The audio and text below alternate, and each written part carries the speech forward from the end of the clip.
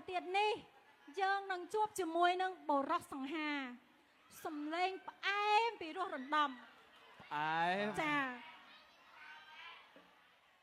បាទជាតារាកិត្តិយសមួយដែរណាគឺសំឡេងផ្អែមបាទហើយរូបសម្បត្តិក៏ស្អាតទៀតបាទសង្ហាទៀតបាទសង្ហាដូចខ្ញុំអញ្ចឹង